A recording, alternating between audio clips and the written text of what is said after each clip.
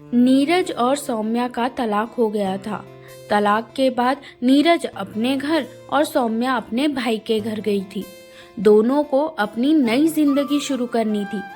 अगले ही दिन नहा धोकर सौम्या आईने के सामने आई और कंघी करते हुए सिंदूर की डिब्बी उठाकर सिंदूर लगाने लगी कि उसकी भाभी ने उसका हाथ पकड़ लिया और बोला, सौम्या, अब तुम्हारा तलाक हो चुका है तो ये सिंदूर लगाने की कोई जरूरत नहीं, और ये मंगलसूत्र, चूड़ियां और बिछुए किसके नाम के पहन रखी है।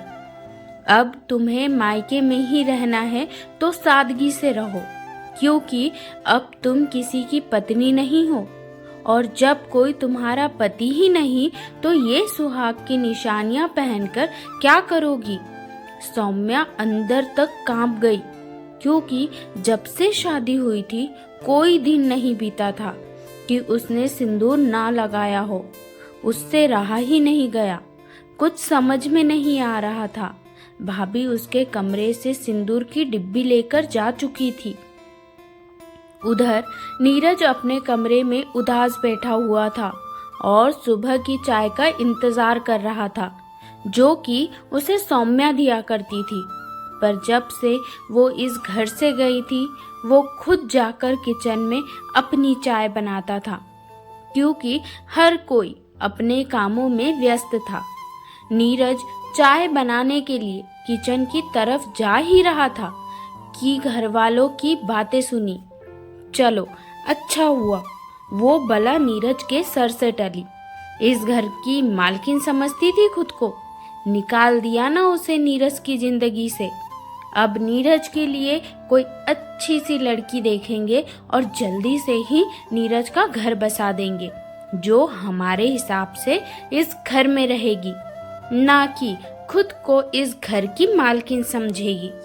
नीरज सौम्या से बहुत प्यार करता था और उसकी जगह किसी को नहीं दे सकता था, और अपनी दूसरी शादी की बात सुनकर परेशान हो गया कि कैसे वो सौम्या की जगह किसी और को दे सकता है।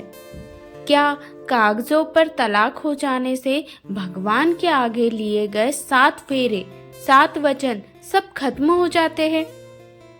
नहीं, वो ऐसा कभी नहीं कर सकता। उधर सौम्या भी दौड़कर अपनी भाभी के रूम में गई और उनसे अपनी सिंदूर की डिब्बी छीनते हुए बोली, भाभी, मैं एक सुहागन हूँ।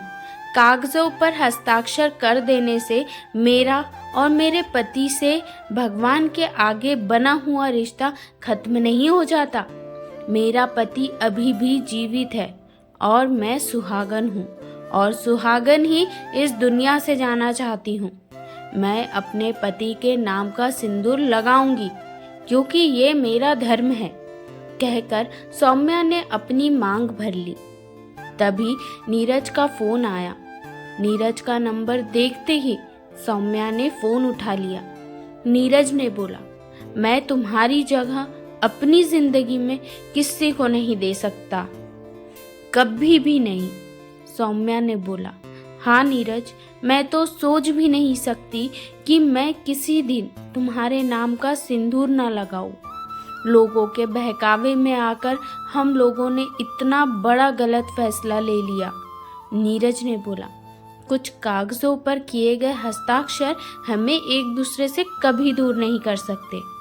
भगवान ने हमारा रिश्ता बनाया है और हम उसे आखिरी दम तक निभाएंगे। सौम्या ने बोला, हाँ बिल्कुल निभाएंगे और अपनी गलतियों को सुधारेंगे भी।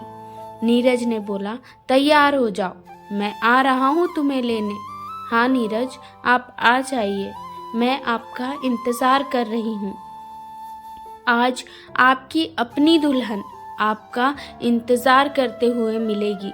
और सौम्या ने नीरज के इंतज़ार में अपना श्रृंगार करना शुरू कर दिया। नीरज के घर वाले और सौम्या के घर वाले उन लोगों को देख रहे थे, पर उन लोगों ने अपने जीवन का सही निर्णय आज ले लिया था। लोग दूसरों के बहकावे में आके अपनी जिंदगी ऐसे ही तबाह करते हैं।